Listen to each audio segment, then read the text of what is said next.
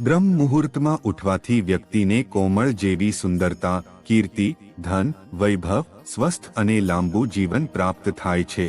જે લોકો બીમારીથી મુક્તિ મેળવી લાંબી જિંદગી જીવવા માંગે છે તે લોકોએ બ્રહ્મ મુહૂર્તમાં ઉઠી જવું જોઈએ. આપણી સનાતન સંસ્કૃતિમાં જણાવેલ છે આ બ્રહ્મ મુહૂર્ત ચમત્કારી બાલ કે અમૃતવેલ.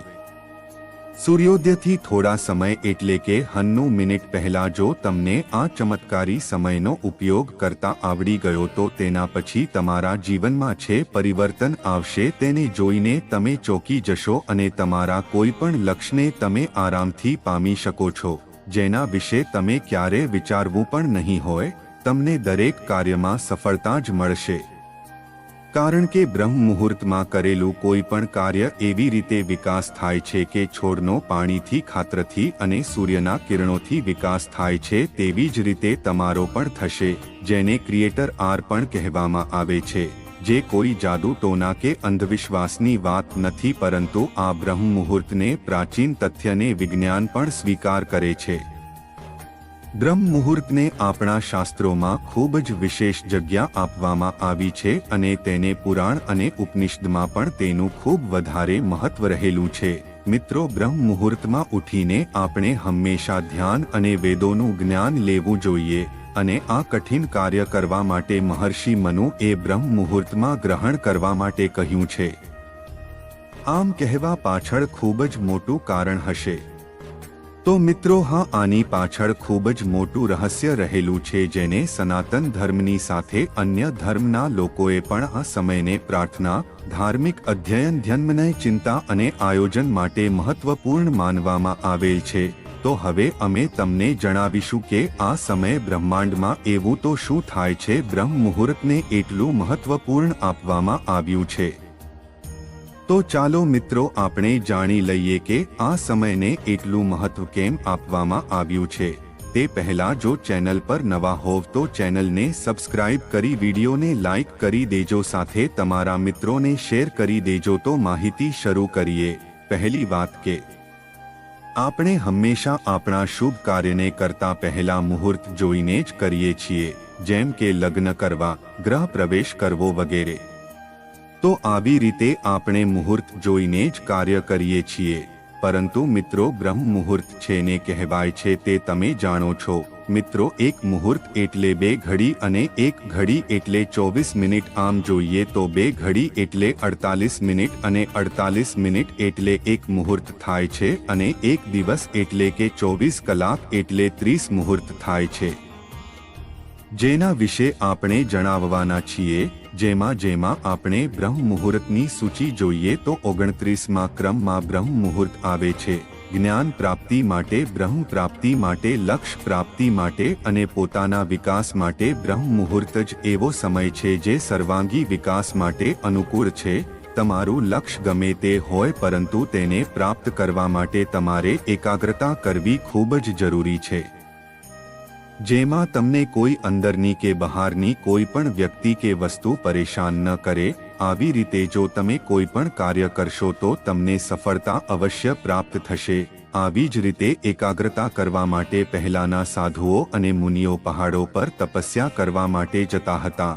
પરંતુ આપણે સંસારમાં રહેતા હોવાથી, સાધુઓ અને મુનિઓ જેવા કાર્ય ન કરતા હોવાથી ભગવાને આ બ્રહ્મ મુહૂર્તનો સમય બનાવેલ છે, જેમાં આખું બ્રહ્માંડ આપણા લક્ષ્ય પ્રાપ્ત કરવા માટે આપણી મદદ કરે છે. તો ચાલો મિત્રો જાણી લઈએ કે આ બ્રહ્મ મુહૂર્ત આપણી કઈ રીતે મદદ કરે છે. સનાતન ધર્મ એક વૈજ્ઞાનિક જીવન પદ્ધતિ છે અને આ પદ્ધતિમાં જણાવેલ છે કે સાંજના 6 વાગ્યાથી લઈને 9 વાગ્યા સુધી રુદ્રકાલ છે, જેમાં આપણે ક્યારેય પણ સૂવું ન જોઈએ. ત્યારબાદ 9 થી 12 વાગ્યા સુધીનો સમય છે રાક્ષસકાળ. એટલે કે તમારે 9 થી 12 વાગ્યા સુધી ક્યારેય ન જાગવું જોઈએ, એટલે કે સૂઈ જવું જોઈએ. ત્યારબાદ 12 થી 3 વાગ્યા સુધીનો સમય છે ગંધર્વ કાળ, જેમાં આપણને ઊંડી ઊંઘ આવી જોઈએ. ત્યારબાદ 3 થી 6 વાગ્યા સુધીમાં આપણે હંમેશા પોતાનો ખાટલો કે પલંગ છોડી દેવો જોઈએ. કેમ કે આ સમય મનોહર કાળ હોય છે અને કારણ કે આ સમયમાં બ્રહ્માંડમાં વિશેષ શક્તિનો પ્રભાવ હોય છે. આ સમય કરેલ કાર્યને એવી વિશેષ ઉર્જા મળે છે કે તેનું પરિણામ થોડાક સમયમાં જ જોવા મળે છે. તમને વિશેષ શક્તિનો અનુભવ થશે. મિત્રો, તમે જોયું હશે કે સાધુ અને સંતો આ સમયમાં જ પોતાનું ધ્યાન ધરે છે. અત્યારના સમયમાં એવું જ નથી કે તમારે ધ્યાન કરવું જ જોઈએ, પરંતુ આપણે આપણા જીવનમાં વાંચીએ છીએ, ભણતર કરીએ, આવનાર ભવિષ્યની તૈયારી કરીએ કે પછી કોઈ વસ્તુ પાછળ ધ્યાન ધરીએ કે પછી કોઈ પણ કાર્ય હોય તેમાં તમને સફળતા અને ઉર્જા અવશ્ય મળશે જ. આ વિશેષ ઉર્જા સિવાય બ્રહ્માંડ આપણને બીજી એક વસ્તુ પણ પ્રદાન કરે છે, ન્યૂનતમ ધ્વનિ પ્રદૂષણ. શું તમે જાણો છો કે તે જ અવાજથી તમારા મગજ ઉપર કેવો અસર પડે છે? જો ન જાણતા હોવ તો સાંભળો. આપણી આસપાસની અવાજ આપણા મગજને સીધો અસર કરે છે અને જેના કારણે આપણો મગજ સરખી રીતે ધ્યાન ન આપી શકે. જે કહાનીમાં જણાવવામાં પણ આવ્યું છે કે તે કહાનીના લેખક કે કહાની લખતા સમયે બહારના અવાજોથી સહી તરીકેથી પોતાના મગજ પર કાબૂ ન હતો, જેના કારણે તેણે એક હોટલમાં રહેવું પડ્યું, કારણ કે તે બહાર અવાજોથી છુટકારો મેળવીને તે કહાનીની રચના કરી શકે. અને ક્યારે વાત ધ્યાન કરવાની આવે છે ત્યારે નાની નાની વાતો પણ ખૂબ જ મહત્વપૂર્ણ આપે છે. અને જ્યારે સવારના સમયે શાંત વાતાવરણમાં કોઈ પણ કાર્ય કરવામાં આવે, જ્યારે આપણે થોડા સમયમાં વધારે પડતું કામ કરી નાખીએ છીએ, તે તમે જોયું જ હશે. બીજી વાત છે શુદ્ધ વાતાવરણ.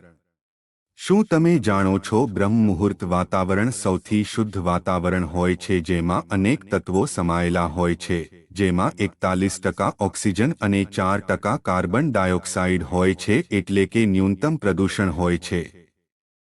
તમે જાણો જ છો કે શુદ્ધ હવાથી આપણને ઘણા બધા ફાયદા થાય છે. એટલા માટેની શુદ્ધ હવા આપણને ના મગજને એ જ કરે છે અને વિચારવાની શક્તિ પણ વધારે છે. આ રીતે તમે જોયું કે બ્રહ્મ મુહૂર્તમાં બ્રહ્માંડ અને પ્રકૃતિ આપણને કઈ રીતે મદદ કરે છે. હવે આપણે એ જાણીએ કે બ્રહ્મ મુહૂર્તમાં આપણું શરીર આપણું કઈ રીતે સાથ આપે છે. મિત્રો, આયુર્વેદમાં જણાવેલ છે કે આપણું શરીર જળ, અગ્નિ, પૃથ્વી, હવા અને આકાશ આ 5 તત્વથી બનેલું છે અને આ 5 શક્તિઓ મળવાથી આપણા શરીરનું નિર્માણ થાય છે. હવા અને આકાશથી વાટ બને છે અને અગ્નિ અને પાણીથી પિત્ત બને છે. આ સમયે જે શક્તિ આપવામાં આવે છે તે માનસિક કાર્ય કરવા માટે ખૂબ જ વિશેષ હોય છે. આ શક્તિ સાંજે 2 થી 6 અને સવારે 2 થી 6 વાગ્યા સુધી આ શક્તિ આપણા શરીરમાં પ્રવાહિત રહે છે. આ સમય દરમિયાન આપણે રચનાત્મક અને બૌદ્ધિક કાર્ય કરવા જોઈએ અને આ સમય બાદ આપણે મસ્તિષ્કથી જોડાયેલ કાર્ય શા માટે કરવા જોઈએ?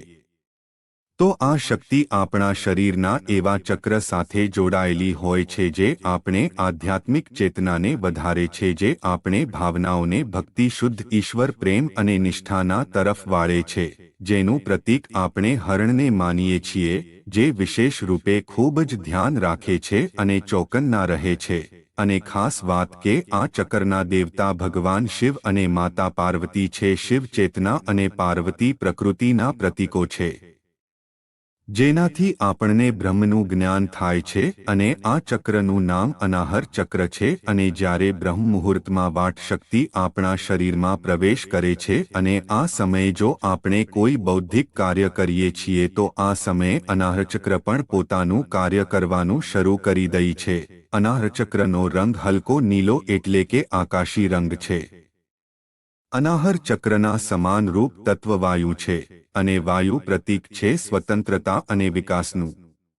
અને આકાશનું પ્રતીક છે અનંતાકા, કે આપણી રચનાત્મકતાને અને અનંતતાને ફેલાવવાનું કાર્ય કરે છે.